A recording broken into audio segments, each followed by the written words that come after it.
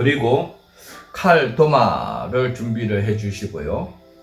또한 버무리는 양지기를 준비를 해 주시고 효소를 담는 용기 4리터 내지 5리터 유리 용기를 준비를 해 주시면 될 것 같습니다.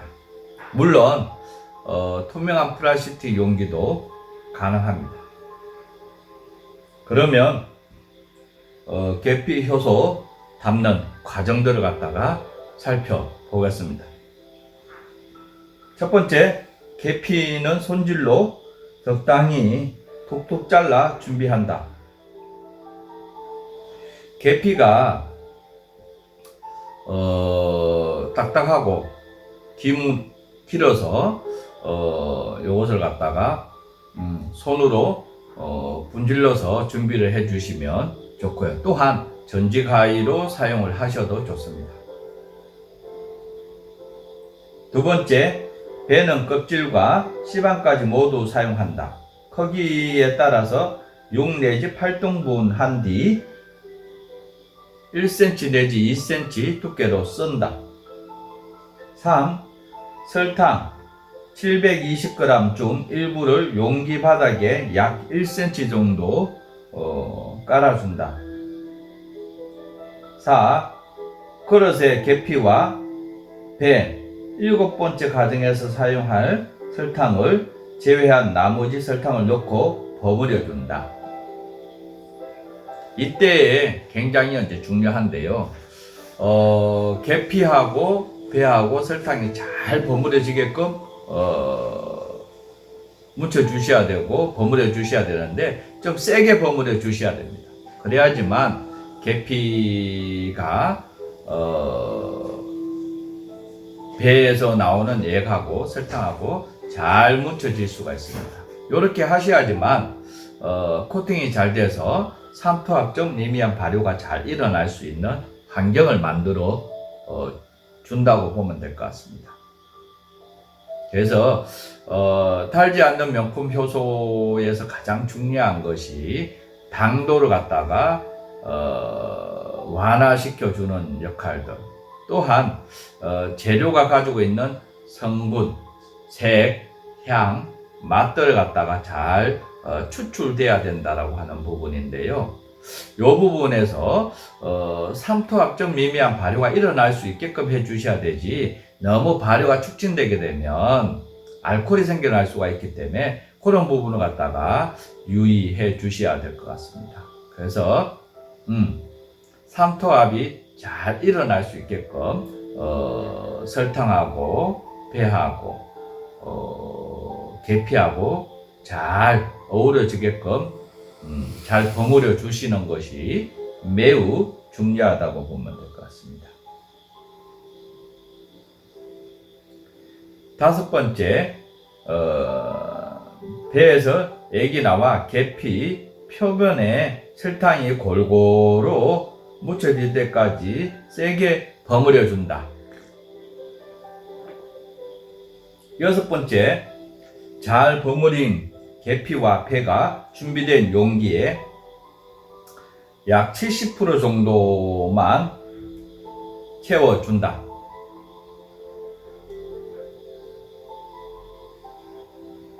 일곱 번째, 네 번째 과정에서 남겨둔 설탕을 계피와 배가 안 보일 정도로 덮어주고 밀봉한다.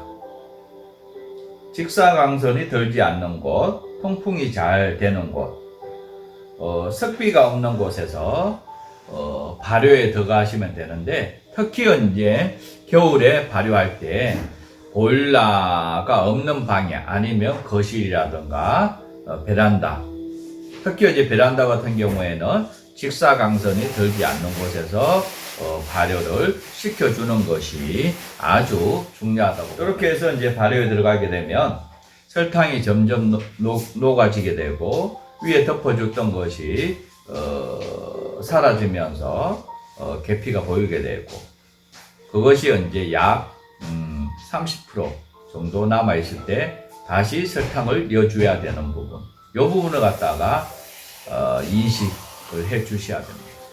여덟 번째, 발효가 시작되면 위에 덮었던 설탕이 점차 사라진다. 이 설탕이 30%쯤 남아있을 때 남겨두었던 40%의 설탕을 2회 내지 3회 분량으로 나누어 2, 3회 걸쳐 덮어준다.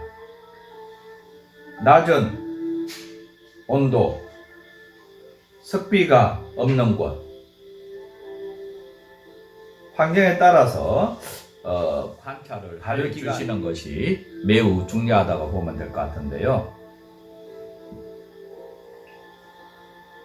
9번째, 계피 효소의 발효기간은 5, 6개월이다. 발효가 끝나면 재료를 걸러내고 원액만 숙성 용기에 담는다. 숙성은 약 1년 이상을 갖다가 숙성을 해주시는 것이 아주 좋고요. 요렇게 이제 숙성이 끝나게 되면 계피 효소를 갖다가 30cc 원액으로 드시는 것이 매우 좋다고 보면 될 것 같은데요. 이렇게 드실 때에는 하루에 2회 정도 드시면 참 좋을 것 같습니다.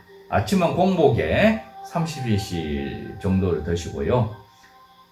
저녁에는 주무시기 전에 30cc를 드시고 하루에 2회를 드시면 아주 좋습니다. 안녕하세요. 오늘도 약용되는 식물을 소개하도록 하겠습니다. 오늘은 소변으로 중금속을 시원하게 배출해주는 청미래 덩굴에 대해서 소개하도록 하겠습니다. 옛날 중국 어느 마을에 마음씨 착한 부인과 바람둥이 남편이 살았는데, 남편은 가정일을 돌보지 않고 틈만 나면 기방을 드나들며 바람을 피우더니 결국 매독이라는 성병에 걸렸다고 합니다. 부인이 아무리 좋은 약을 다려 먹여도 병세가 점점 약화되어 더 이상 소생할 가망이 없었다고 합니다. 남편은 부인에게 이렇게 집에서 죽을 바에는 차라리 산에 다 버려달라고 애원했다고 합니다. 이에 부인은 남편을 산에 버리고 돌아왔는데, 홀로 산에 남겨진 남편은 목숨을 부지하기 위해 나무 뿌리를 캐먹었다고 합니다. 그런데 땅속에 있는 여러 가지 뿌리 중 굵은 뿌리를 캐먹으면 허기가 가시고 몸도 조금씩 가벼워지는 것이었습니다. 용기를 얻은 남편은 이 뿌리를 열심히 캐먹었더니 허기는 물론이거니와 성병도 낫게 되었다고 합니다. 얼마 후 남편은 건강한 모습으로 가정으로 돌아와 다시는 바람을 피우지 않고 행복하게 살았다고 합니다. 이에 마을 사람들은 바람둥이 남편이 산에서 병을 고치고 집에 돌아왔다고 해서 이 식물을 상기래라고 불렀다고 합니다. 이 율하에 등장하는 상기래가 바로 청미래 덩굴입니다. 청미래 덩굴은 백합과의 덩굴성 갈릭 떨기나무로 중국, 일본, 필리핀, 인도 등 전 세계에 수십 종이 분포하고, 우리나라에는 전남과 경남 지역에 자생하는 좀 청미래 덩굴과 중국 이남의 산기슭, 산지의 숲 가장자리 양지 바른 곳에 분포하는 청미래 덩굴이 2종 자생한다고 합니다. 경기 북부에서는 찾아보기 쉽지 않으나 남쪽으로 내려갈수록 산에 흔히 볼 수 있는 식물이라고 합니다. 청미래 덩굴은 암수땅 그루로 잎은 두꺼운 원형이나 달걀 모양인데 끝이 뾰족하게 튀어나와 있고 반질반질 윤이 난다고 합니다.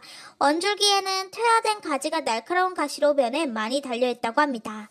청미래 덩굴은 열매가 청색인데다가 열매가 달리는 덩굴식 식물이라고 붙여진 이름이고, 뿌리가 소나무 뿌리에 자생하는 복령을 담았다고 해서 토복령, 신선히 먹다가 남겨놓은 음식이라고 해서 산유랑, 병에 걸려 죽게 된 사람이 깨끗하게 나아 산에서 돌아왔다고 해서 상기래, 넉넉한 요깃거리가 된다고 해서 우여랑, 산에 있는 귀한 음식이라고 해서 상기랑, 발개, 냉반단, 맹감나무, 명감나무, 멍게나무, 망게나무, 매 발톱가시, 종가시 덩굴, 참열매 덩굴 등 다양한 이름으로 불리웁니다.